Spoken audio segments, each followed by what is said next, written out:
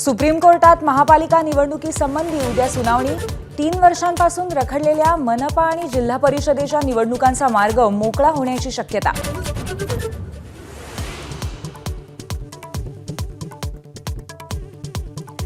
कृषी मंत्री कोकाटेंच्या भवितव्याचा आज फैसला। सत्र न्यायालय शिक्षेला स्थगिती देणार का याची उत्कंठा। स्थगिती न मिळाल्यास आमदारकी रद्द करण्यासाठी राहुल नार्वेकरांवरचा दबाव वाढणार।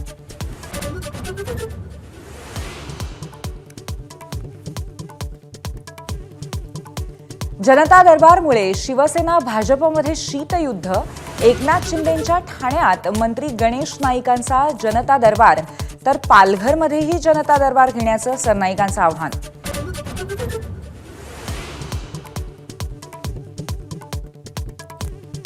नीलम गोऱ्हेंच्या माजी ओएसडींकडनं निवृत्त पोलीस अधिकाऱ्याची फसवणूक। मुलाला नोकरी देतो असं सांगून 9 लाखांचा गंडा। सचिन चिखलीकर विरुद्ध गुन्हा दाखल।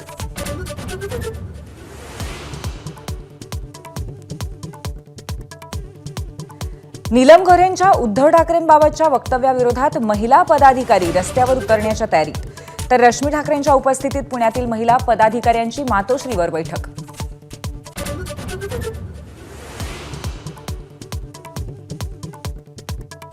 उपमुख्यमंत्री एकनाथ शिंदे आज कुंभमेळ्यात पवित्र स्नान करणार। शिवसेनेचे आमदार आणि खासदार प्रयागराजमध्ये राहणार उपस्थित।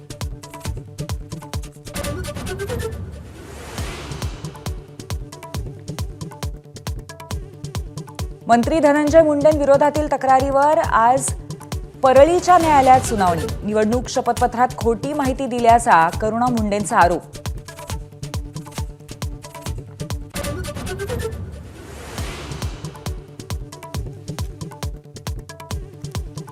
अहिल्यानगरच्या मढी यात्रेत मुस्लिम व्यावसायिकांना बंदी। यात्रेदरम्यान व्यापारी परंपरा पाळत नसल्याचा आरोप करत ग्रामसभेचा ठराव, तर जिल्हाधिकाऱ्यांची भेट घेत व्यापारी निषेध नोंदवणार।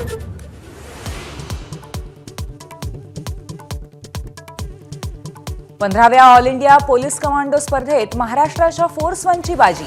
चक्रव्यूह अर्बन वॉरफेअर आणि चक्रव्यूह जंगल वॉरफेअर ट्रॉफीवरती नाव।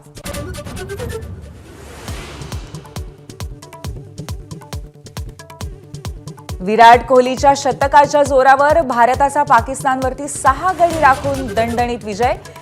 पाकिस्तान स्पर्धेतून बाद झाल्यातच जमा।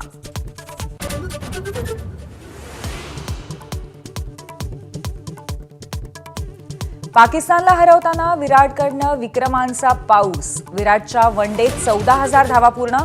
मोहम्मद अझरुद्दीन आणि सचिन तेंडुलकरचे विक्रम मोडीत।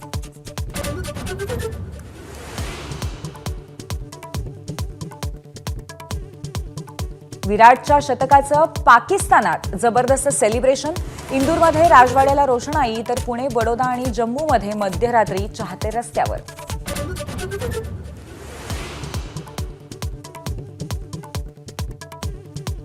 अमेरिकेनं पाठवलेला 12 बेकायदी भारतीयांचा चौथा जथ्था नवी दिल्लीमध्ये दाखल। आतापर्यंत 332 बेकायदा भारतीयांना अमेरिकेने भारतात पाठवलं।